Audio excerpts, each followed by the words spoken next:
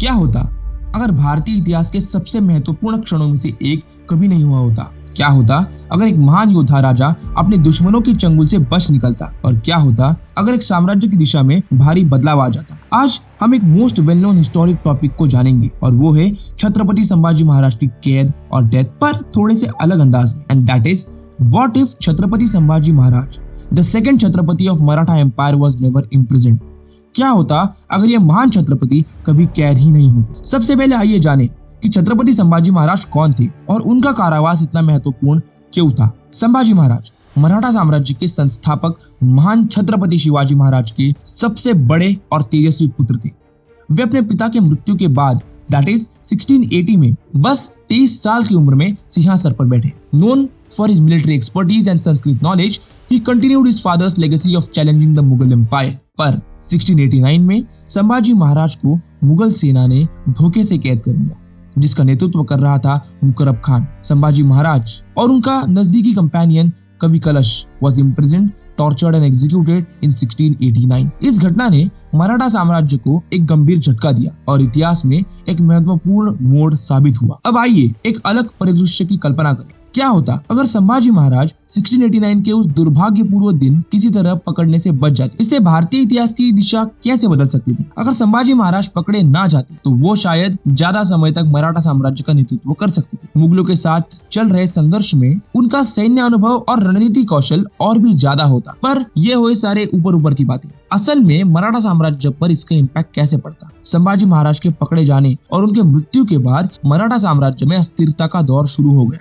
उनके छोटे भाई छत्रपति राजाराम महाराज को मुगलों की सेना की वजह से तमिलनाडु के जिंजी किले पर भागना पड़ा। अगर संभाजी महाराज सत्ता में बने रहते तो ये इंटरनल पॉलिटिक्स स्वराज में कभी नहीं हो सकता था। अगर वो अब भी छत्रपति होते तो फिर इस दौर से बचा जा सकता था। संभाजी महाराज के नेतृत्व में औरंगजेब की दक्कन मुहिम के खिलाफ मराठा प्रतिरोध और भी अधिक हो सकता था। मराठे संभावित रूप से मुगल सेना को और अधिक प्रभाव से पीछे हरा सकते थे। संभाजी महाराज के लंबे समय तक शासन करने के कारण मराठी साम्राज्य का और भी बड़ा विस्तार हो सकता था। 18वीं सेंचुरी के मिडिल में मराठा साम्राज्य का विकास चरम सीमा पर था। संभाजी महाराज अपने नैतिक कौशल के लिए जाने जाते थे। उनके निरंतर शासन से दूसरे राज्यों के साथ के संबंधों को और मजबूत बना दिया हो, जिससे संभवतः 18वीं सेंचुरी के भारतीय राजनीतिक परिदृश्य में बदलाव आया होता। संभाजी महाराज एक संस्कृत विद्वान और कवि भी थे। उनके लंबे शासन काल से मराठा साम्राज्य के सांस्कृतिक और साहित्यिक विकास को अधिक बेहतर बनाया होता, जिससे एक अलग सांस्कृतिक विरासत का निर्माण हुआ होता। संभाजी महाराज के शासन से मराठा साम्राज्य की अर्थव्यवस्था अलग तरह से विकसित हुई होती। उनकी नीति और लंबे शासन काल की स्थिरता ने अलग अलग आर्थिक विकास को बढ़ावा दिया होता। संभाजी महाराज को पकड़ने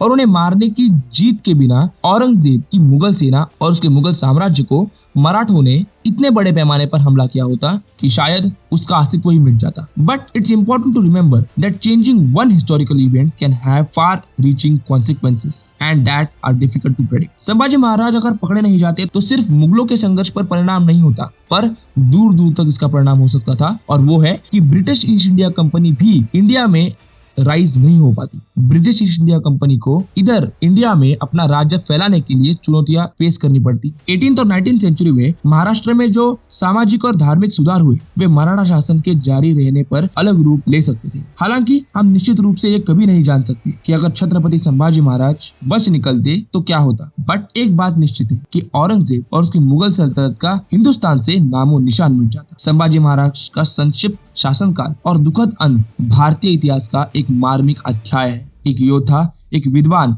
और एक तेजस्वी छत्रपति के रूप में उनकी विरासत आज भी कायम है और हमेशा कायम रहेगी। उनके जैसा शूर योद्धा और एक महान कवि शायद सदियों में एक ही बार आएगा। अगर आप वीडियो में यहाँ तक बने हैं तो वीडियो को लाइक, शेयर और सब्सक्राइब करना ना भूलें। और अब अगर आपको जानना है कि what if Mughal never entered India तो स्क्रीन पर दिख रहे वीडियो पर क्लिक करें। और अगर जानना हो कि what if British never entered India तो राइट वाली वीडियो आपके लिए है। सब्सक्राइब करके बाद जल्दी पहुंच जाना। वही होगी फिर से मुलाकात।